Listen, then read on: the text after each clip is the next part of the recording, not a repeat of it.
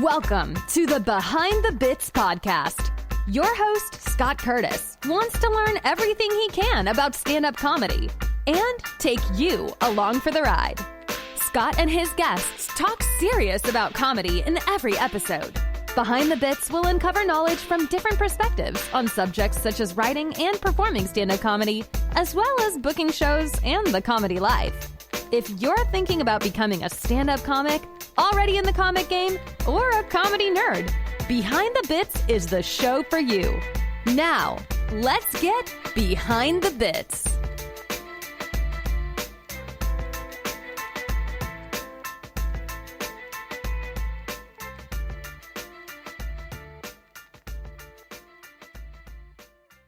Hey, BTB buddies. Smile Brilliant is a sponsor of this episode, and you can use the word BITS, B-I-T-S, at checkout to get 30% off your order. Do you grind your teeth at night? Well, you're among a group of 40 million people who do. If you do, you probably know it's not all that good for them. You also probably don't want to pay $200 to $300 for a night guard from the dentist and then grind through several of those guards per year. Smile Brilliant has the same custom-fitted night guards for as little as $45. How do they do it? Smile Brilliant has their own lab, and you can buy direct and not pay all those extra dental fees. You can also get custom-fitted teeth whitening trays and the Carry Pro electric toothbrush from Smile Brilliant. Head over to Smile Brilliant, and when you check out, use the code BITS, B-I-T-S, to get 30% off your purchase. That's right. Go to smilebrilliant.com and enter the code BITS, B-I-T-S, when you check out for 30% off your purchase. Now, that's a good deal. My guest today, he's the co-host of the Clean Comedy Podcast. He's the creator of the Comedypreneur.com. He's going to help me spell that when we talk about it. It's a site that gives you tips and tricks on your comedy, and this is a big and, it shows you how to get paid. So getting paid is important when you're a comedian. And he's also a comedian, by the way. So let's bring him up. It's James Creviston. James, how you doing? Good. How's it going? Good to see you, Scott. Good. We only have 24 hours in a day, and I listen to a lot of podcasts, and I think I binged probably 10 or 11 episodes of yours in the last week because the subject matter is great. The way you move things along, yours isn't too long, and it's not too short, and the little tips and tricks ones you stick in there are just fantastic. And obviously, I was on your podcast, but the way you are running this and talking about the business as well as the comedy, I think is a great angle. Yeah, there's not a lot of podcasts that really go over the business of comedy, and that's the problem. Is when I was starting out, my co-host and I, Luke, started out about the same. We got connected via the internet. I was actually doing a clean comedy competition in Pasadena. He messaged me on, I think it was Instagram or Twitter or something, as I was posting stuff. I met a lot of my mentors there, and so we started asking other comedians for advice. And they were like, yeah, we'll give you advice or whatever. And then I was like, oh, it would have been great if I could have recorded this. Yeah. And then as we were in the journey of the beginning of our comedy journey, I was like, we should record all this stuff so that other people going this way will have the information moving forward. And I'm a history major, so I have a bachelor's and a master's in history, and I also have a master's in business. So for me, it's having that knowledge and be able to share it with the future generation is always my goal. Yeah. So that's how the Clean Comedy Podcast came about. And then I always want to know, how are you making money at comedy? Because there are so many comedians that I talk to in LA, like, I don't make any money. I'm broke. I'm do this, I'm that. And I'm like, well, something's wrong here. We have to figure out the disconnect and fix it. Right. And a lot of it is establishing your self-worth, because whether you're up there for 10 minutes or you're up there for 60 minutes, you have to be able to understand what that's worth. But later I want to go over all the alternate ways that you've talked about on making money, because it's really opened my eyes to some things that I've actually taken notes and I'm going to start integrating into my life, because I think it's great. Now, let's talk about, first off, you're a very educated guy, but you started comedy a little bit later in life. What got you into doing the stand-up first? I've always been the guy. I was the class clown when I was a kid, like always the class clown, always. But they got me in trouble, so I kind of use it as a defense mechanism, where I use it as a way to get friends. But I never thought it could be any more than that. Now, I grew up watching stand up and listening to stand up, and I just thought it was like people who were famous for some other reason also did stand up, you know, because like Chris Rock also did movies, or Jerry Seinfeld had a TV show, and so stuff like that. So I didn't really get it for a long time, and when I left and I was in the military, when I was in the military, I would use that all the time to just kind of like keep up the morale and make people happy and whatever. I loved making people laugh. And my grandma would always actually say to me, like, you should be a comedian. You should be a comedian. And I was like, it's not a real job. Like, that's not a real thing. You can't do that. So I had no clue. My grandma was right, but I was wrong. And so I did a bunch of other jobs. I wanted to be a history professor. That's why I went to college. And my history professor told me when I was getting my master's that I should go to law school or business school. So I went to business school instead. Then when I was in business school, I did MMA, and I actually was a manager for a couple of MMA fighters that were in the UFC and stuff. Oh, wow. That lived in Las Vegas. So, but I would use humor in that situation too. So I knew these guys, you know, were training hard or whatever, and I would make jokes and do whatever. And they would always be like, you're funny. You should be a comedian. You're funny. You should be a comedian. No one ever said you should do stand up, because I had no idea what that is, but everyone knew you should be a comedian. So I was like, okay. So I went and did all these things. I tried jobs, but I hated like a regular job. I literally hated it. I wanted more. I knew people who were doing things that I knew I could do, writing screenplays or working on TV shows or whatever. And I've done those things. I worked on The Bachelor.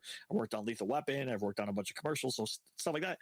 And finally, I was about to turn 35, and I'm like, and my wife's like, what is one thing you've always, because I was getting like kind of depressed. I was like, I haven't done anything in my life. I felt like I haven't done much. So what do I need to do? And my wife was like, well, what's one thing you've always wanted to do? I was like, I've always wanted to do stand up. She's like, okay, so why not for your 35th birthday, you do stand up? And I was like, okay.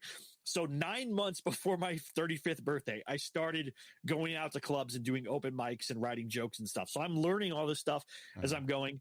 There's a guy named Steve Roy. I don't know if you've heard of him, but he has a thing called like killer stand-up comedy or whatever. I took his whole course. I learned to write jokes that way. I read jokes. I wrote jokes down off of TV. I figured out kind of how they were working and things like that. And then I started doing open mics. And then I think you had Justin. What's his name? He was worked. He worked at the I forgot his last name. I always get the last name wrong. I know, same.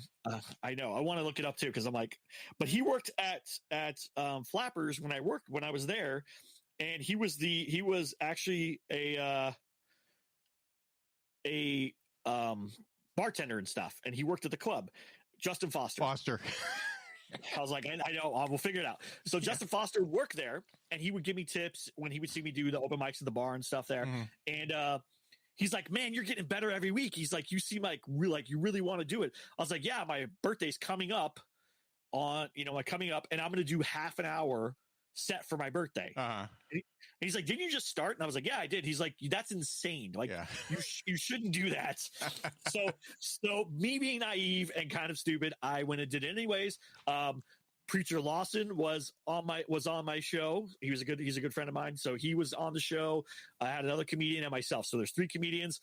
I ended up doing 26 minutes. So 26 minutes of stand-up that I wrote. About 15 of that was good. Yeah. The rest of it was junk. Like straight up junk. 15 was good, and 15 about 15 of that I still have in my set that I do. And after that I caught the bug. Like then, I started meeting other comedians and going out with other comedians and doing things like that. I went to New York and did shows at Dangerfields. I did shows at the Broadway Comedy Club. Like I was like, okay, this is what I'm supposed to do. I became friends with Jenna Kim Jones. She came and did a bunch of my shows. I started producing my own shows at that point because people were like, I want to see you. Like people would say to me, I want to see you and I want to see clean comedy, but I don't want to hear somebody say the F word 50 times. I was like, okay. So I was like, how do I make this happen? So I started running my own shows less than a year into comedy, and we were packing the house, and I was paying all the comedians, and it was great. And then we had kind of a difference at the club, and we moved it to another venue. So we've done like 3 or 4 different venues, and then obviously COVID happened, and we haven't done it because we were coming off of our winter break because we were doing them outside these giant big backyard. It was awesome, and it started to get cold, so you don't want to do it there. So we're coming out of that, and we just haven't done it again. So my goal when this kind of is over is to find like 3 or 4 venues that I can do weekly shows for stand up and bring comedians out. And where I live, I live outside of LA. Where I live is kind of a dead zone for comedy. There's no comedy clubs in between Calabasas and Camarillo. So I live in that kind of dead zone. So for me, it's just finding venues that want to have comedy and then bringing comedians out there, because comedians will come. I know tons of comedians who will come just for stage time, but I always like to pay comedians. I think it's important. If you're giving me your time, you're giving me your skill, you're giving me your set, you deserve to be paid. Yeah. It's funny. I'm the same way. I was producing some shows in 2019, and I charged $5 at the door, and it was all my friends doing comedy, and at the end I was handing them money, and I didn't take any money myself because they're in a spot where they need it more than I do. And so I paid them, and they're like, well, we didn't expect to get paid. And I said, I told you I was going to pay you, and I'm paying you. I mean, sometimes it was $10-15, but these guys have to start knowing what their worth is and start knowing that, hey, you know what, that 15 minutes you did up there, you got 2 years into that, and you need to get paid for it. And I'm the same as you, that I can't see myself putting on a free show because those really they devalue what comedians have to do to be a comedian. I agree. Yeah, 100%. So I wanted to go back to that 30-minute thing because I know you learned some stuff from it, but the first thing you learn is that you're not ready for 30 minutes after doing a few open mics. But what other takeaways did you get from that? Actually, I had to learn pacing because I rushed some jokes because I was nervous about time and I was nervous about doing it. I had only ran that complete set like 3 times, but in front of friends and family, like in controlled conditions, not on a comedy stage, not in a club. But I'd run the set, like a 10-minute set here, or 7-minute spot here, or 5-minute spot here. But I never ran it completely except for at my own home, where I have my own mic, my own speakers, my own setup, so I can practice. I think it was Kevin Hart that it actually inspired me, because I think I heard somewhere like right around that time that he had a stand-up stage in his basement or something. Yeah. And he was like, would put on shows. So I was like, oh, I could do that. Like I could, I'm not Kevin Hart, but I could do that. So I that's what I started doing. And I still, before I go out to a show, even if I've done open mics all week, I will practice my set at home with my full setup and record it and just go over it. I'll probably do it like, 3 or 4 times that day and just listen to it and practice and listen to it and practice. So I don't know how it's going to work when I go on the road, because that's kind of my process now that I'm at home and I can go out to LA and go to clubs or whatever. But I'm going to be nervous when I go on the road, because I'm going to be like, oh, I don't have that extra 5 times of doing it, with a microphone, moving the mic stand, all the stuff that I normally do. That's my only weird concern. But kind of a squirrel came by as you were talking. So you haven't been on a live stage for a while, and you've been mostly concentrating on the podcast. How much have you, in your estimation, how much do you think you've lost? What's it going to take to get you back to where you were before the pandemic? It's probably going to take me about 5 or 6 times on stage to get back, feel comfortable again. But it's probably going to take me a dozen or so times to feel like I'm back in it again. I think I'm going to be more nervous of like, when I do this, how many times am I going to be able to do this before they shut me down? Like, that's my biggest thing right now that I'm worried about. But I think probably a dozen times, a handful of times, I should be back in it. The thing is, I write every day. Like, I take Jerry Seinfeld's thing to heart. I write every single day. So I'm writing jokes. I'm working on new sets. I'm constantly generating material. If I'm not writing a joke, I'm writing a screenplay or a script or a commercial or something. So I'm never not writing. And then I'm doing the Clean Comedy Podcast, the Comedypreneur show, And then I just restarted a monologue show because I want to do my monologue jokes again, called You Already Know. I did it for like in 2018. I did it for a little while because I was really into writing monologue jokes, but I brought it back because I really want to get better at monologue jokes. And I help produce and write a TV podcast called WTF Happened in America This Week with 2 Australian guys. And so I have to write monologue jokes for them, but some of the jokes don't fit. And I also like to write weird, like off topic monologue jokes of things that you probably haven't really heard of, but I want you to feel like you should already know this. So that's just the point of it. And so that's why I have that one. Yeah. So some of the stuff I do is kind of like that too, a little Andy Kaufman-esque. You want to do something that is not going to get a laugh, but they're going to think about it when they leave. Yeah.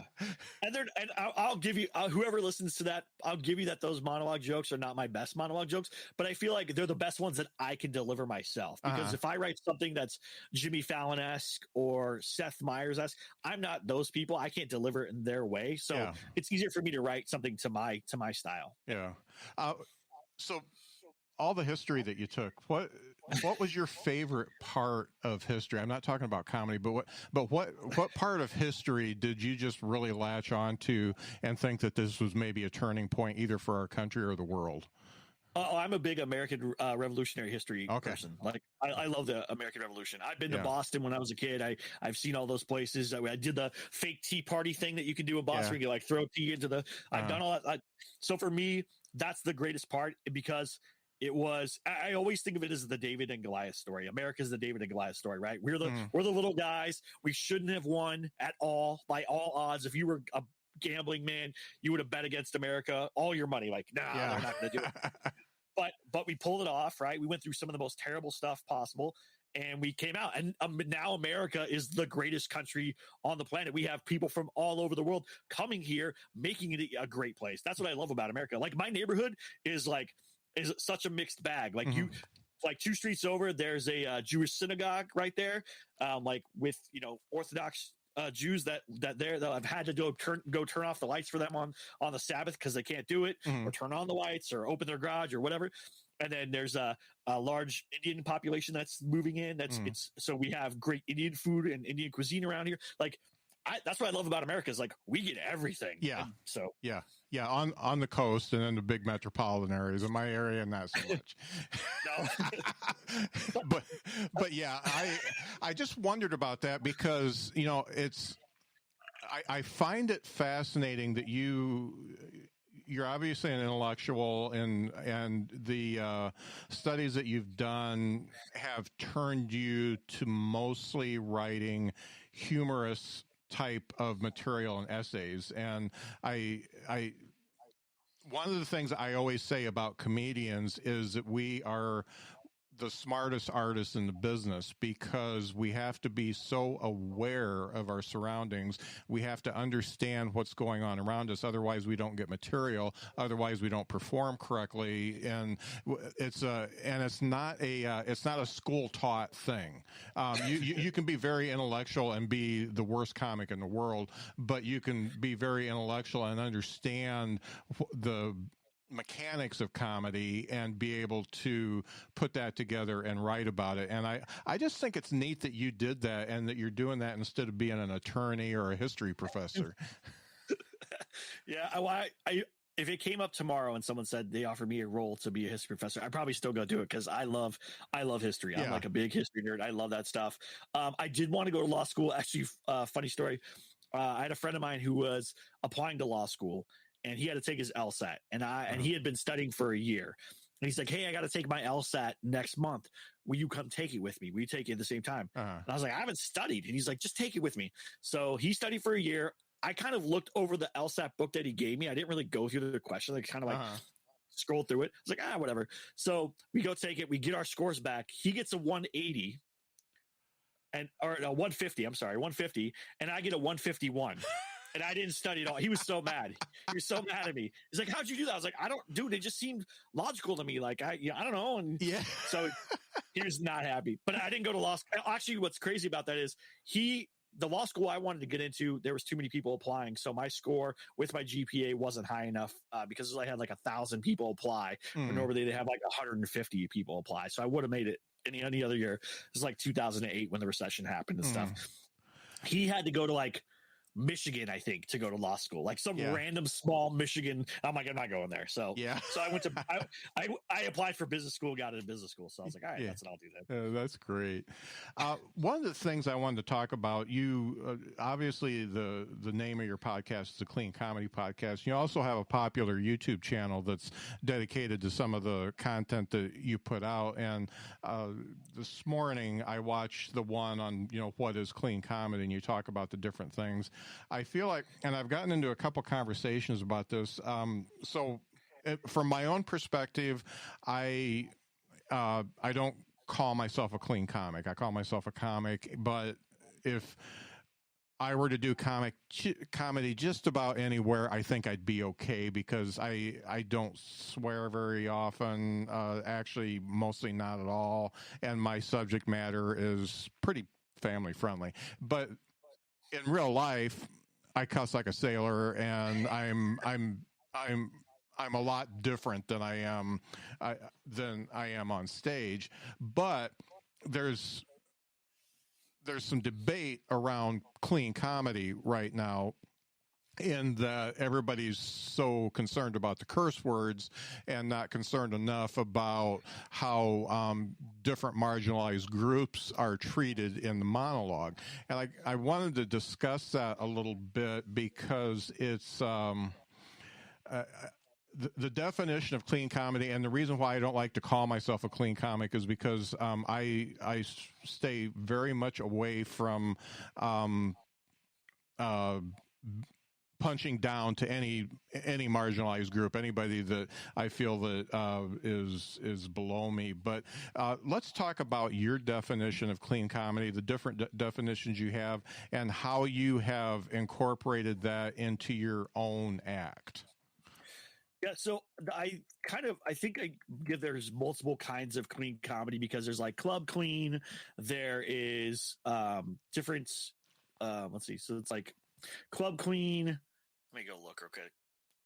Church clean, TV clean, and squeaky clean. And then now, actually, there's a new one that I'm going to add because I just found out about this from all my friends who've been doing dry bar. There's Provo clean. Yeah. So Provo clean is way different than it's even cleaner than squeaky clean, I think. Yeah, like, it is.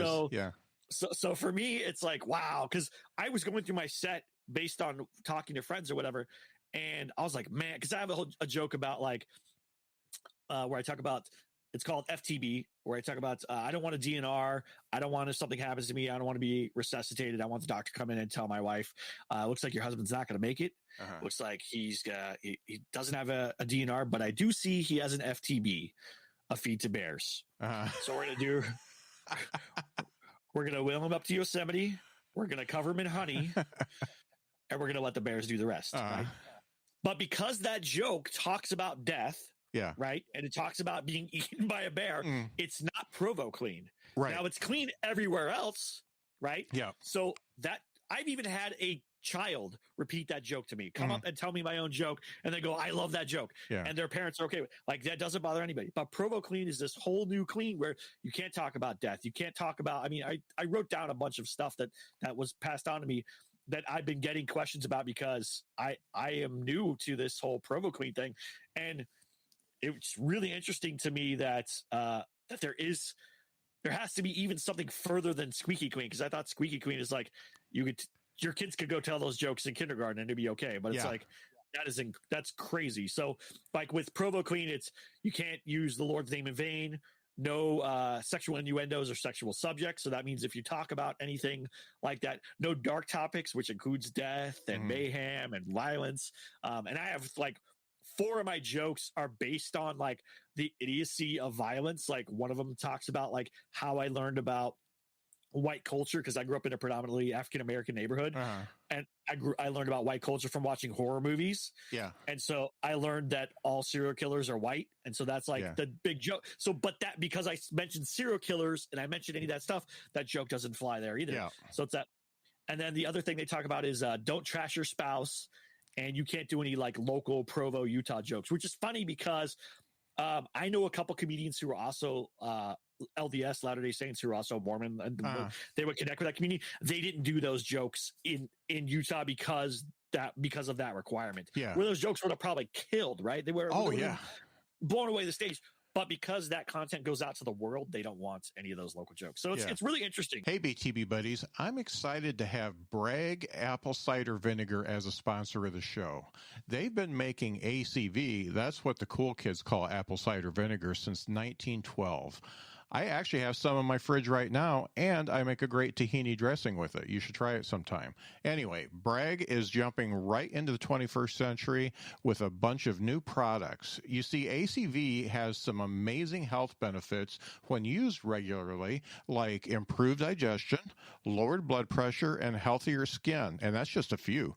Bragg ACV has made it easier than ever to incorporate apple cider vinegar into your daily routine with perfectly measured prebiotic ACV shots in 4 delicious flavors, including honey, pineapple cayenne, carrot ginger, and ginger turmeric.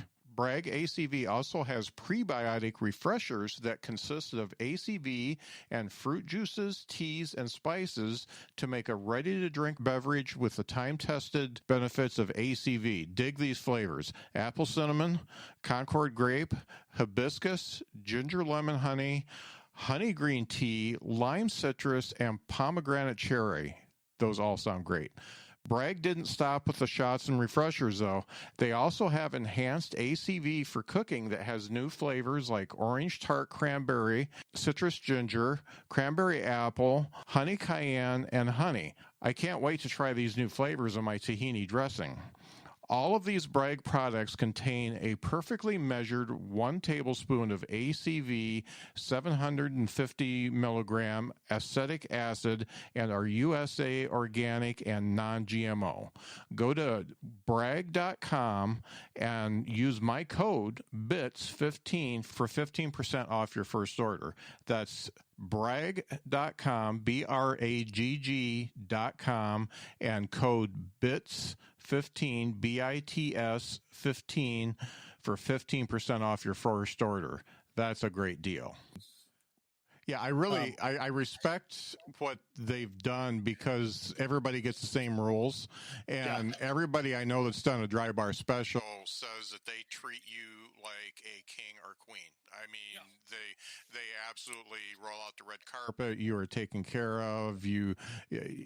And they make you look good. It's very well produced. Yeah. So a dry bar.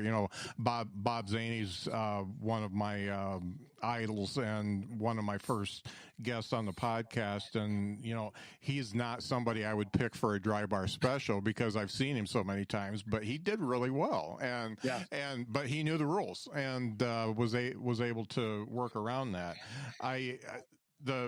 The thing that I see is, first off, there's been a resurgence in clean comedy. In Jim Gaffigan, I think, really helped it along, Jeff Foxworthy. But I think Nate Bargatze just really blew it out of the water. And I was able to see him twice, once on the same tour because I liked the first one so much. I saw him in Indy, and then he did South Bend. And the thing that I get that really it really shows a positive thing to me is his crowd, because you get everybody. You get bikers, you get people that are all tatted up, you get people like me, you get 10-year-olds, you get everybody. And his comedy is so fluid and so good, and he doesn't even get near, not even in the same country as anything that could be considered even PG-13. And I totally respect that, but I also respect the guys that work dirty, that can be funny. And funny is funny, and everybody's got a place, and there's mad respect for anybody that can do either one and get a crowd to laugh. Yeah, no, agreed. I mean, listen, I own every Richard Pryor album. Yeah. I own every George Carlin album. I own every Bill Cosby album. So I'm not saying one way or the other. I grew up watching Andrew Dice Clay. I mean, and Chris Rock. Like that doesn't matter to me. Yeah. But I know that and this is the big thing. I know for me being able to get people to come out to see me, my family being able to come see me, and to be able to make money, that being clean is the best way to go about that. Yeah. So to meet all of those things that I want to do in my career, that's what it is. I mean, I'm a big Bob Newhart fan. That's like one of my favorite comedians. And I love listening to stuff. Yeah. He's amazing. And so he used to bring his family. Don Rickles used to bring his family on tour. And not Don Rickles is not the cleanest, but he used to bring his family on tour and stuff. And I want to be able to do that. Jim Gaffigan brings his family on tour. Yeah. I want to be able to do things where I can bring my family, and I'm never going to feel like whatever I say on stage, if my kids repeat it, I'm going to be upset that they said that. Right. So that's my main reason for being clean. It's not that I have some kind of like I'm better than people because I can do that or anything like that. Yeah. And I tell comedians, do what you feel like what's for you. Yeah. My first jokes that I ever wrote were not clean jokes. And I did some non-clean jokes when I first started, but I had a mentor. I actually had the opportunity to go do the Clean Comedy Contest. Robert G. Lee, Dennis Regan, a couple other comedians took me aside and said, hey, you have good material. If you can keep working clean, you can have something here. Like you have this. Cause I was still raw. I think that was like a month or two I think it was like a month or two after my 35th birthday where I'd done that competition. So now I'd done 30 minutes. Now I'd done this competition. I was against people who've been doing it for 5, 10, 15 years. And here I am like a year in or so. Yeah. I don't even think it was a year. And I'm up there doing it. I'm holding my own, and those guys are giving me great feedback, you know? So I was very, very happy. I still have the recordings on my phone from their feedback because it meant, and one of the big things, what's funny is that one of the dry bar things, they said, don't trust your spouse. The same feedback. I had a joke about my wife being like blind and whatever and stuff and kind of making fun of that or whatever. But also I was trying to put it back on me. Like, you know, I got the, you know, she got the short end of the stick, even though she's blind and slow or whatever and stuff. But they didn't like that. They felt like I was trashing my spouse. So I've never been able to get that joke to work that way that they want. Yeah. So I actually don't do that joke anymore, but I used to do that joke and it would kill. People loved it. But then there were always people who were like, oh man, it seems like you're being mean to your wife. And I was like, I don't get it. Like, okay, if I don't want to offend anybody. So it's funny. And my wife liked the joke. She didn't care. Like she was like, all right. But it's funny. I did like you at the beginning. I had some edgier material, and I do a lot of dissing boomers because I'm a boomer, and I do a lot of, you know, why can't we get out of the dark ages and stuff like that. But it's not clean, and I've got that marked over in my edgy set that I may do someday, but I've put bits and pieces of it into open mic or something like that, and every time I do it, it doesn't feel right because first of all, I just don't look the part. I don't look like a dirty comic. I look like a pharmacist or maybe a history teacher or something like that. So it just doesn't work for me, and I'm always very respectful of people who work clean because you gotta make more words work because you don't have any shock value. I mean, you can do a misdirect or something like that and that type of stuff, but you don't have any shock value at all. You have to really rely on the jokes themselves. Yeah. And that's the big thing, is that's why I think Jerry Seinfeld sticks out to me a lot, because he's so good with words. He can take a word and just do it. I don't know if you've seen his book that just came out. I think it's called like Is This Anything? Yeah. And it's all his bits from like the beginning of starting comedy until now. And I just love reading him because I'm like, man, he's such a wordsmith. He's so good. I'm not there yet. I know I'm not there yet. I know it'll take me another 5 years to get there. Yeah. But it's one of those things that I keep trying, and I read jokes. I buy joke books like this, and I read jokes because I want to know how that joke works. I want to understand. I have, Jeff Foxworthy's "You Might Be a Redneck" stuff. Like, I literally buy joke books. I have 3 more coming, and I read them and I take them apart and I try to figure them out, and then I go and write my own version of that joke that's for today and for me and fits my life. But I'm taking the idea here. Oh, they're talking about accounting or taxes or whatever it is, and I'm going to figure it out and I'm going to write a joke. So I like that. I think that's part of my history thing, is I like to do the research on something and then figure out what happened there and then try to understand it in my own way. And that's kind of like what I did with history too.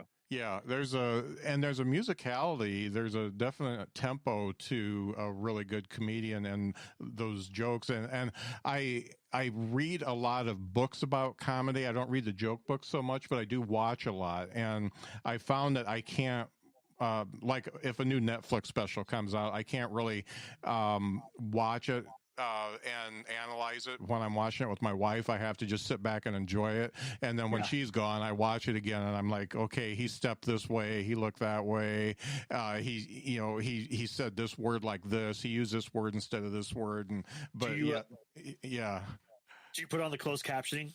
I do. I have to, because I'm mostly deaf anyway. So but I do this what you do. I watch the special with my wife. We'll watch stand up or whatever. Yeah. And then I'll go back and watch it with closed captioning. And sometimes I'll write out the joke like, oh, that's interesting. And then I'll break it down. Not every joke and not all the time, but I always watch it with closed captioning. I tried to get her to watch the closed captioning with me, but it would ruin the jokes for her. She's like, I don't want to see the punchline before he says it because, it'll pop up there. I was like, all right, fine. So we don't do that anymore, but I still go back. I watch most stand up with closed captions because I like to know what they're saying. I want to hear. I want to figure out this joke. How does this joke work? Why did it work? What was the twist there? What did you use? Did you use irony? Did you use a fake out? Did you use a rule of 3? Like, what did you use to make this work? So I don't care how many times I watch like a Netflix or an Amazon special. I always get something new every time I watch it there, because there's nuances there that you miss. I wanted to get into the comedypreneur part, because one of the things I've enjoyed so much about your podcast and the articles you have up on comedypreneur.com is the fact that you get into not only just getting paid for doing stand-up, but alternate ways to make money doing what you love, the writing part and things like that. Can you go in? I want to talk about Fiverr a little bit, because that was a good one. And I want to talk about, writing for other people, writing roast for people, punching up scripts and stuff like that. Can you get into a little bit of that, what you're doing and what you're recommending other people to do? Sure. Yeah. So my first writing gig was actually writing for a headlining comedian. When I used to have Twitter, I used to post jokes and write stuff on there. Mm-hmm. And I would also post my sets, like little short clips of my sets. And I don't want to say their name because I actually signed an NDA, so I can't say who they are online. But a headlining comedian who had a TV show and done some other things reached out to me and said, hey, I want to do more clean stuff. Can you write some clean jokes for me? Now, they're not known for doing clean. So this was kind of a vantage off for them. So I said, sure. So they paid me some money, and I wrote for them. I don't even remember how many I wrote. Probably like 100, 150 jokes, something like that. Wow. But I would send jokes, a certain amount of jokes every week to them. So I'd write a bunch of jokes and send it to them every week, and I got a nice check for it. And so after about a year of that, they had some other big thing coming up. So they were like, hey, I'm going to put this on hold. We'll come back to it later. They had some events happen, and then I haven't worked with them again since, which kind of sucks. But I'm sure if I reached out and kind of like restarted, I could probably do it. But it was a lot of work, but I learned a ton. After that, people who knew that I could write jokes and would see that started asking me to write stuff for them. So then I was like, oh, there's an opportunity here to write jokes. And I happened to be reading other people's books and stuff, like Alan Zweibel talking about how he used to write for Catskills comedians and stuff like that. And I was like, oh, there's an opportunity here. So I put it up on Fiverr. All right. I think I started 5 jokes for $5. I think that was like my first thing. Like I was writing basically a buck a joke, and I got a lot of people buying jokes.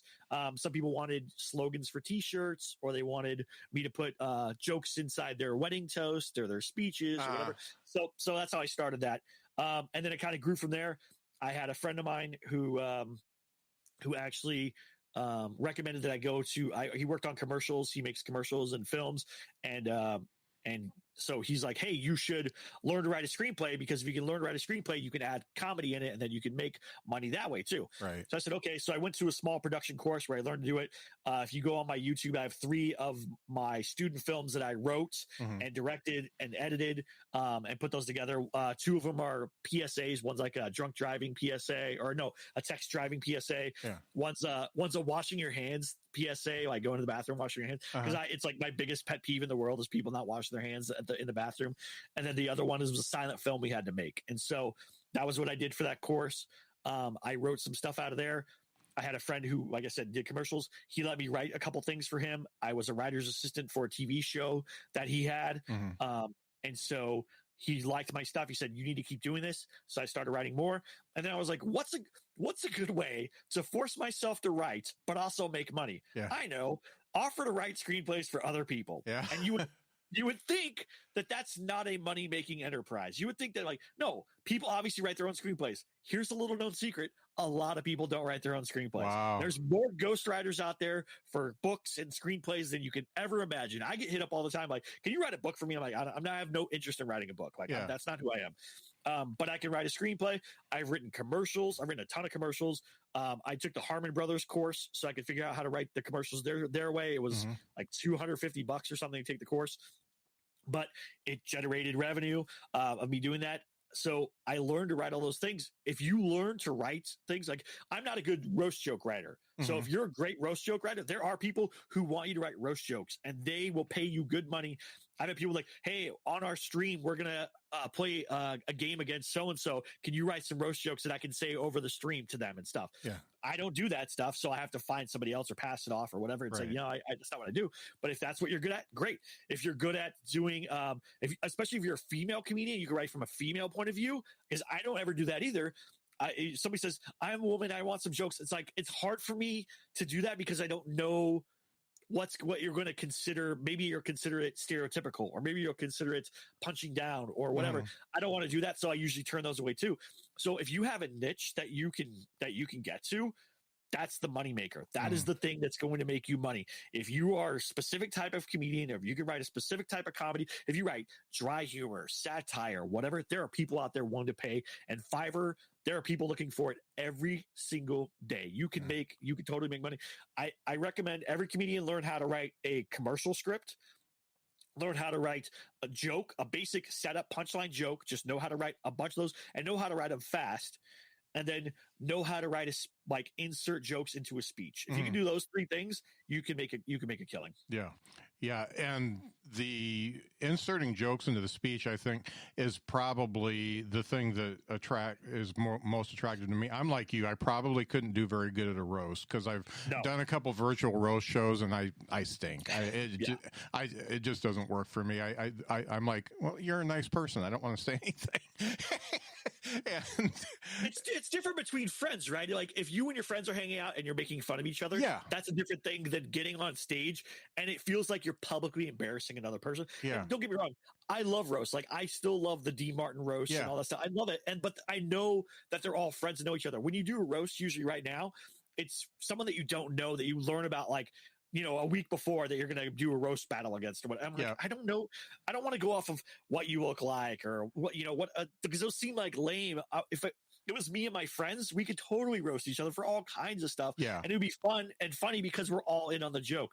So that's why I don't write roast jokes either, is because I don't want to write a roast joke for somebody to deliver to somebody and it's going to be mean, right? I don't want that to ever come off mean. So that's not my thing. But if you're good at writing roast jokes, go for it. Yeah. Now, the Fiverr, the particular episode you did on Fiverr isn't super old. It's just it's a few weeks, couple months maybe. But has anybody come to you and said, hey, I've done this and it's worked for me? I've had a couple people say, hey, I've tried it and I don't like it, or maybe it's not for me. The thing is, and this is what I say, you're not going to get rich, right? Day one, you're not going to get rich. It's going to take time. You're going to have to start at $5 because that's what everybody expects when you get there. Yeah. When you get some good ratings under your belt, you get some people to look at it, you build up a portfolio, you can do anything, right? I have in my portfolio, I have articles from magazines I've written for, commercials, videos I've made, my stand-up. I have enough in my portfolio that when someone looks at my stuff, they can go through and go, okay, he's legit. I can trust him. I can know he's going to do it. Right. I have a Facebook watch series that I was paid to write like 2 years ago, and that's in there, and it's wonderfully produced, and it's with a comedian on YouTube, a YouTuber comedy guy who has like 2 million subscribers and millions of views that I worked with him on. So when you look at that, you go, this guy's legit. He knows what he's doing. He wrote these episodes. My name's in there. I'm on IMDb. So it's like, you can't fake it is the whole thing. That's right. You have to have a portfolio. So, yeah. Yeah, I totally dig that. I don't have a portfolio, but after I want to now, because I think I can do that. Because one of the things I forced myself to do during the pandemic was sit down and do current events jokes. I'd make myself do 10 every morning. And I didn't think I could do it because my comedy is not current events. I don't have a COVID joke, but I went in and made myself do it, and I actually did a couple virtual open mics with it, with just those jokes, and they were okay. It wasn't, it's not me, but if I could give those jokes to somebody, then they'd have to be very timely. They're all stale now, but if somebody's looking for those current events types jokes, and I think I could do that. Well, have you read Joe Toplin's book? Joe Toplin has a book about writing for late night and stuff. I haven't. Okay, you should get that. And then I have a friend of mine that has helped me with that. His name is Jonas Polsky. He used to have a podcast called like Jokes of the Day or something like that. And then he has a book on Amazon called like Riddles for the Easily Confused, I think. He's the Jerry Seinfeld of monologue jokes. He's such a wordsmith. He can lock it in and nail it. He's amazing. He taught me so much. So I've learned a lot. And then Joe Toplin's book helped me as well. But monologue jokes, if you can write those, because what that does for you, Scott, is if you can write a monologue joke, then when someone comes to you to write a speech, you can use that little bit of information, just the intro portion, which would be like your headline for a monologue joke, and then add the punchline. That's all you're doing. You just, hey, Bill likes the Cincinnati Bengals. Now you can go, okay, Bill likes Cincinnati Bengals. We're going to make a joke about the Cincinnati Bengals that is going to be a monologue joke that's going to go in this speech. That's basically what you're doing. So that's why I learned it, honestly, is because I was like, if I could put it in speeches, that's a moneymaker. Because you would not believe, I've written speeches for CEOs that they're delivering on stages, and they have to be funny. So if they fall flat on their face, that's on me. Right. So I can't. I'm not going to do that. So that's why I said to every comedian, you should be writing every day. You should be practicing every day, and you should be learning a new writing skill every day. Like you should be learning something, even if it's like you're writing one page of a screenplay, or you're learning a screenplay format, or whatever it is. Do that, because it's going to benefit you in the end. Because I know a lot of comedians who they're great on stage, and then I've heard them get the opportunity, like, oh, they want me to come in, they want me to write a pilot, or they want me to work on this TV show, and I've never written that before. Why have you not done that? We live in Hollywood. Like literally every comedian should know how to write a screenplay. Even if you only know how to write 5 pages, learn how to write those 5 pages, learn how to write the header, learn how to write the dialogue, the action sequence, all that stuff. Learn how to format it by a good formatting software. I use Fade in Pro. It can go to anything. If you learn that, you can make a killing. Commercials, right? There's so many people that want commercials for their Instagram, their TikTok, their YouTube. They want to make a small commercial for whatever their business is, and they know if they put it on Instagram or TikTok and it goes viral, they're going to get a ton of sales. And I get a lot of those too. That's why I took the Harmon Brothers course. Because people are like, can you do Dollar Shave Club style? Can you do the Harmon Brothers style? So I was like, oh, well, I'm going to learn how to do this, because that obviously is something that's people want. So figure out what it is that you're good at, and you can make money. There's an infinite amount of there. When people say, well, that's just you can do it. Yes, I'm not special. I'm not. Sorry. But anybody can do it. Yeah. And it's really practice. And it's funny. One of the things I noticed when I did your podcast, when we did the taping of that, was that you were drinking liquid death water. And you talk about a marketing campaign, and the comedians did that. It was somebody, a good comedian wrote that stuff up, because that was one of the best marketing campaigns I've seen in years. Yeah. They're amazing. Yeah.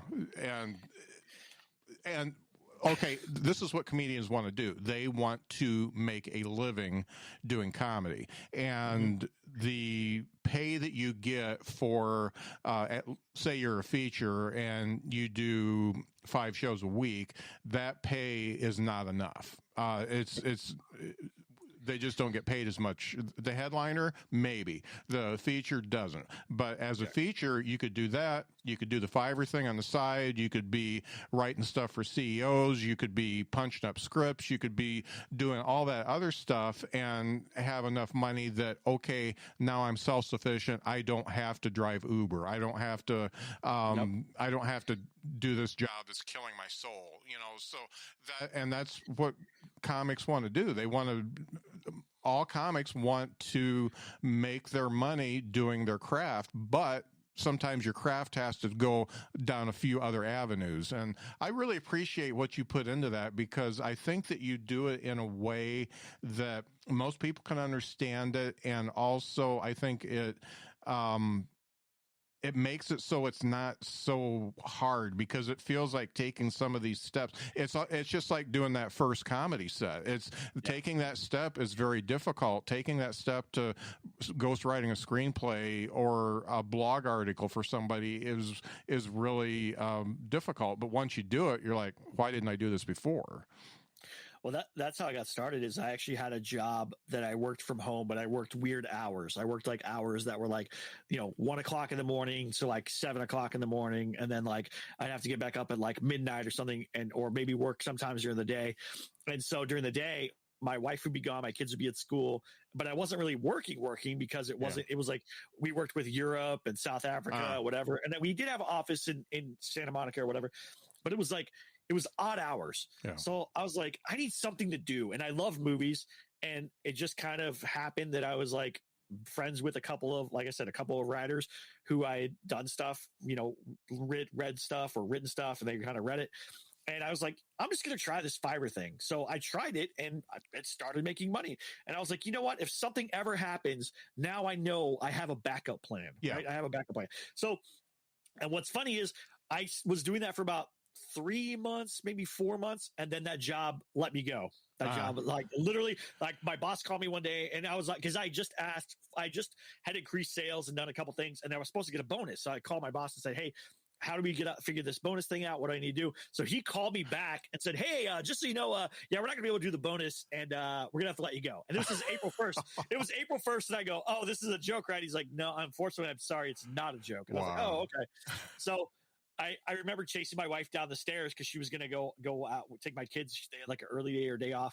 And I was like, hey, this just happened or whatever. And she's like, oh my gosh, what are you going to do? I'm like, well, I already have the Fiverr thing. I'll just look for another job and just like add some stuff on Fiverr and see what I can do. Mm-hmm. And so it's kind of snowballed from there. And so I've had other day jobs, but I've always had Fiverr to like kind of add on top of that and just snowballed and snowballed and snowballed. It takes time though. Like if anybody goes into it thinking like after 1 year, you're going to make a living on Fiverr, you're not, You're not, unless, it's hard. And writing a screenplay is difficult, right? Writing a 90-page screenplay. If I showed you my first screenplay I ever wrote, it is the most terrible thing you've ever read in your entire life. You'll be like, you would never be a screenwriter. I'll tell you, it was a ripoff of Encino Man meets Frankenstein. Nice. So that was the idea behind it. It was terrible. It's still terrible. I've never been able to make it work. I went back and tried to rewrite a bunch. It just doesn't work. But I've helped write a bunch of other stuff that's coming out. I wrote my first drama series last year. Someone came to me and said, hey, we have this drama show. It's on Amazon already. We need a new writer. We kind of want it to be a little different and stuff. And we kind of want it to follow like a 6-episode arc. So they filmed it. What's funny is today they sent me footage of the editing of some of the fight scenes that I wrote and stuff. I've never written that stuff before. So I had to learn how to write a drama. I've never written a drama before ever in my life. Yeah. So it was cool. I wrote 6 episodes or half hour. They're filmed in England and in I think Ghana, I think is the other place. And so it's amazing. And then when this comes out, I think we're going to write they bought a mall to like shoot all the production stuff in. So they own a mall. So we're going to write a action mall movie, like a Die Hard that takes place in a mall kind of thing. Cool. but yeah, it wouldn't have happened if I wouldn't have just started trying. Yeah. And, I had good people come and be willing to read my stuff, and other friends read my stuff. People that maybe did sketch comedy. That's the other thing, is if you can write a sketch, you can write a commercial. Yeah. That's all a commercial is a sketch. Yeah. And the guts that you have to get up on stage and be a comedian, that you don't even need that much to start writing, because you're doing it for yourself anyway first, and then put it out there. And if it sucks for a while, it's going to suck for a while, but you'll get better at it. Hey, you talked about when you did the Clean Comedy Challenge early on, and some of the advice you got. What would you say is the best piece of advice that you've gotten from a tenured comedian? So, one is write every day. That's a big one that everybody told me. And then I'm not sure if you're familiar with Tom Papa. Oh, I love him. Yeah, I do too. And actually, I've met him a few times. One time at the Comedy and Magic, I got them to send him out, and he came and talked to me, and I told him I was, I think I've been doing comedy maybe 2 years at that point. Uh-huh. And I said, what's the most important thing to remember? He said, if you're not nervous before you go up, you're going to have a bad show. Yeah. Yeah. And I was like, oh, really? And you, like, this guy, he's like the pinnacle of comedy. Yeah. Like, this guy's him and Jerry Seinfeld worked together a bunch of times. It's like, wow, that's insane. And then I've seen him at the Comedy Store, and he just said, just keep working. All you got to do is keep working, keep writing, keep getting up, keep working. It's a grind. That's what comedy is. Mm. That's why most comedians don't succeed, because they burn out on the grind. They go, oh, I don't want to do this for 10 years. I don't want to do this for 20 years. Right. If you don't want to do this for 20 years, like if you wouldn't do it for free, because I'm not going to call anybody out, but I'm going to say something that I saw yesterday that I sent to a bunch of my friends. If you're not ready to go up and do it for free and wait in line and stand around and wait all day, you're not going to be a comedian. Exactly. I read an ad that somebody posted. They're like, I want to be a comedian. I need you to help me with my social media, whatever, but I don't want to go out to the clubs and stand in line and wait all day to get on stage. And I'm like, then you're never going to be a comedian. Yep. That's not how it works. Yep. They don't go, ooh, this guy's good on social media. Come onto the stage and get a Netflix special. That's not how that works. It doesn't work that way. Sorry, guys. But there are people out there who think that. And with Zoom shows, that doesn't translate to real life either. That's why I haven't done a lot of Zoom shows, is because it's hard to translate it to real life. I know there's a lot of comedians that have started, right, like during Corona stuff, doing Zoom shows that I don't know what's going to happen when they go to stage. I don't know how they're going to do it. You're going to be way out of your comfort zone. It's not the same as, 5 little squares watching you on your laptop. Yep. It's going to be 50 eyes, 100 eyes watching you, do stand up. It's going to be crazy. You're going to go, oh, what do I do? I mean, I'm kind of nervous at it, but excited for those people. I'm exactly the same way. And one of the things I watch this, and I've done very little Zoom stuff myself, but I do it once in a while just to see what it's like, and also say some things that I've written out loud to somebody besides my wife. But I see these folks, and they are doing 12 Zoom shows a week. And there's a group on Facebook called Displaced Comedians, and I wrote a post about it. I said, you guys need to stop staring at your computer so much, because that is not what life is. You got to go out, take a walk, ride your bike, do something, but you cannot be 24/7 in front of your computer doing sit down comedy. It just doesn't. First off, it's not going to translate. You may be getting better at saying the words, but man, you are just wasting your life away doing that. And I got some shit for it. They're like, we do what we want, but it's just it's not. I just don't think that it's an adequate. It's not an adequate substitute for living real life. Right. Well, bravo to them for doing it, because it's going to keep them like in working it out. Mm-hmm. But I don't want them to think that that's going to be the end all be all. Like, you can't just go and you can't be like, you know what, I'm not going to go do open mics at clubs anymore. I'm just going to do Zoom shows. That's not going to work for you. Like, you can't do that. So as long as they know that right now in this situation, this is what we have to do, or this is the options that you have, great. But I have heard other comedians say or put on, you know, the internet, I'm only going to do Zoom shows from now on. Yeah. It's like, guess what? When everything opens up, Zoom shows are going to die. Yeah. They're not going to be around anymore. Yeah. Maybe there'll be like one or two, but they're not going to be around as much as they are right now because people are going to want to go back out to the club. LA just opened for a little bit for theaters. The theaters there were lines to get into the theater. Yeah. And just to see like movies I've never even heard of. I was like, I don't even know that movie came out. But that's how starved people are for that contact, for that being out of their house. They're not going to want to sit around and watch a Zoom show when this is all over. Oh, yeah. And I think they're really good for like open mics and feedback type things because you don't have to travel. You don't have to go out and do all the waiting and stuff like that. And sometimes you just need to say the words and you need to hear them out loud, and it gives you a recording of it. So that's nice. And the feedback you get from the audience can help you, but it doesn't translate. I just know it doesn't because I did a couple outdoor shows this last year, and you know that's definitely different. It's definitely different, and I don't like outdoor shows either. So I don't mind outdoor shows that much, but I think there's two big ones. Like a live show app is really good because you can do it on your phone. You can do it anywhere. It's just 3 minutes.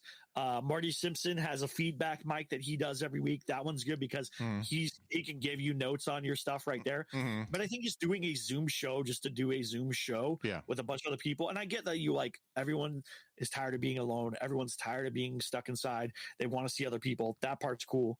But if you're doing it to get better at comedy, it's not gonna, there's no feedback there. And another, no offense, but like 5 other open micers on that Zoom call giving you notes when they're open micers or just start a comedy, it's not going to be beneficial for you. It might hurt you more. And so I would say go to find one. Like I think Rick Roberts has an open a feedback mic. I think Joel Byers might have a feedback mic. I know Marty Simpson has a feedback mic. Go to those where those guys, they're traveling around the country. They're getting paid to do stand up around the country. Go see those guys. Let them give you notes on your jokes. That's going to be a benefit to you. And I think Marty's is free. I think Joel's you have to sign up for with like part of his program. And I think Rick, you might have to sign up for part of his program. But go do Marty Simpson's thing. He has a dry bar special. He has like an Amazon special. He knows what he's doing. The guy, he's funny. He was one of my mentors at the Queen Comedy Challenge. He gave me plenty of notes and feedback or whatever. That's what you need. And also, if you're a comedian and you're starting out, find yourself a mentor. This doesn't mean go find Chris Rock and bug him until he helps you. Don't do that. Find a middle act, a feature, or someone who's a constant MC, someone who's doing shows, like real shows with real audiences, and just befriend them and get advice and get notes and get information. You know, I have plenty of mentors I have screenwriting mentors, people who've written stuff, like people who've written movies like Despicable Me and some of those things. I've written TV shows. I have people that are big stand-up comedians that have given me advice, you know, and then I have people that are touring comedians that maybe aren't as well known, but they have a special or they have an album or they have whatever because they know what they're doing. And those people I always go to and ask for help. Like, hey, can you just give me a little bit of advice, 5 minutes of your time or whatever? And I don't bug them very often, but I know that it's a benefit to me and a benefit to them because one, it's working their muscle, right? They're like, oh yeah, how did I make that joke work? Or how did I get that thing to work? And how do I make this work for you? Right. And that's what you need. You need and find a group of comedians that you can also hang out with. I have 2 good friends of mine. We're all at different kind of levels and we have different kinds of styles, but we mesh well together and we can help each other with stuff too. That's the other thing is. Yeah. It's funny you mentioned Joel Byers because he is one of my favorites. And I did a episode where he analyzed a 7-minute bit that I did, one of the last 7-minute bits I did live. And so we're going through it. He's giving me notes and stuff like that. It's really a good episode. But at the end, my last joke is about a cashier saying I look like an older Harrison Ford. And I've done so many iterations of it, but I had always closed with it prior to that. And he said that joke doesn't fit because most of my other jokes are about my relationship with my wife and my kids and stuff like that. And he says that joke doesn't fit and I don't really like it. So I'm recording this live and it's on Facebook. Jimmy Brogan comes in and says, the Harrison Ford joke's the best one of the whole lot. I love Jimmy Brogan. I love Jimmy Brogan. Yeah, and and Joel's like, see, don't take my advice. But I thought that was just great. Jimmy's like, that one works. But the funny thing is I've changed everything up. I open with the Harrison Ford joke now, and then I go into other stuff. But it's really funny how different eyes on your comedy will give you different perspectives, and you end up having to do it your own way anyway. So, but it's good to take notes. But Jimmy was just hilarious in that. That's so funny. Jimmy Brogan's so funny. I'm surprised that that wasn't the first thing Joel said was open with that, because you're talking like right away. You want people to like, because they look at you and make a judgment. Yes. So a lot of comedians say you should start with what you look like, or maybe what you sound like, or something like that. So I'm surprised that Joel's first thing wouldn't have been, hey, that Harrison Ford bit should be your first thing that you open with. Like you should open with that where you're recognizing what you look like, and then go into the rest of your material. That's what I would have said. Yeah. Like when you said that, I was like, that's your closer. You're closing that about what you look like. That should have been like one of the first thing you said. At least that's what I would have said. But what did Jimmy said? Just that's one of your best bits. Yeah, he said that was one of the best of the lot. And then I said, "Will you be on my podcast?" He says, "No, I don't do podcasts." So. Yeah, he doesn't do podcasts. That's the worst part. I know. Yeah, he's funny, man. He's amazing. He's his wit is just fantastic. If anybody's got any questions while we're wrapping up here, just type them in here. I know there's a few of you watching. Before we leave, where can people find you, and where can they? You're going to have to spell out Comedypreneur for me because I had trouble spelling it this morning. So just let people know where to find you. Sure. So Comedypreneur is like the word entrepreneur, but you take out the entree part. So it's COMEDY, and then preneur is PRENEUR. So Comedypreneur. So it's a combination of comedian and preneur. And I actually stole it from, I don't know if you're familiar with Indie Film Hustle. There's a guy named Alex Ferrari of the Indie Film Hustle. Yeah. He has a thing that he calls people film entrepreneurs. Yeah. So I stole that from him. I actually talked him into coming to my film production class and giving a talk there. And so he kind of mentored me for some stuff. So I was like, hey, I'm going to steal this from you. He was like, it's not stealing. You can have it. You know, I was like, you can have preneur on the end of anything you want. You know? So that's what I did. So he was the one that turned me on to that. We're like, because he was teaching filmmakers how to make money outside of the Hollywood system. And that's what I'm trying to do, is teach comedians how to make money out of, working at the club or if I do good at the club, then I can get a sitcom. And if I get a sitcom, I can get a talk show. And if I get a talk show, then I have this. It's like, that's not for everybody. Of all the people that all the comedians that you see, how many are working that you don't see? They're on cruise ships, that are doing colleges, that are all these other things, that are writing for greeting card companies, that are, whatever. There's tons of them writing for The Onion or the Babylon Bee or whatever else. There's Mad Magazine, or like there's tons of stuff that you can be doing. Scott Dickers, I don't know if you know Scott Dickers. I know Scott that Dickers? Name. He does like the How to Write Funny series. He has like 3 different books, but he started The Onion. And so he will tell you he's not a big stand-up comedian. He has done stand-up. But if you can write jokes, if you can write funny stuff, there's money to be made. There is so much money. And people respond better to humor than anything else. When you watch commercials at the Super Bowl, like when the Super Bowl commercials come out, they're not lovey-dovey, dramatic, whatever commercials. They're silly commercials. The Doritos Time Machine commercial is one of those commercials that everyone remembers. You know, there's just humor grabs people. And that's why, the Harmon Brothers stuff works with their Squatty Potty and the Lumi commercial and the purple mattress and all that stuff, because humor is what sells. So if you're a comedian, learn to write a joke. That should be your first thing you ever do, is learn how to write a simple setup punchline, then learn how to write monologue style jokes, which are going to be based on that setup punchline where you're taking a topic and then you're making it funny. Then learn how to write a script or a commercial or a sketch, right? Learn how to do that, and then try your hand at writing a TV sitcom. Write your favorite episode of a TV sitcom. My first script that I ever wrote was a spec script of Brooklyn Nine-Nine. And when people read it, they go, oh my gosh, is that a real episode? And I'm like, no, it's not a real episode, but it's so good. And I'm not saying this for myself, like saying like, oh, I'm the best writer, but it's so good because I studied that show that people think it's a real episode. They're like, what season was this on? I'm like, no, it's not a real episode. Like, it's not. But that's what you do. And then you start reading and writing screenplays. It's all the same thing. Is study what you want to learn, practice it yourself, like write it, rewrite it, do it, and then just keep doing that over and over again, you'll be successful. There's no secret to success. Sorry, guys. There's not a magic thing. I can't go, you're successful. That's not how that works. Yeah. And nobody can do that for you either. You have to put in the work. Yeah, you got to do the work.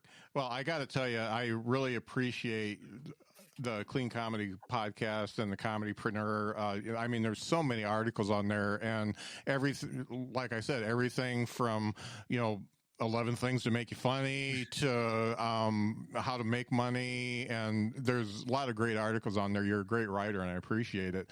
And I'm just glad you're on the show. And, I really think that comedians can get a lot from the content that you put out, especially if they want to be autonomous in their comedy. And I think that's very important. So I appreciate you being on the show, James. It was great. Thank you. Yeah, thanks for having me. I appreciate it. Thanks for coming on the podcast as well. And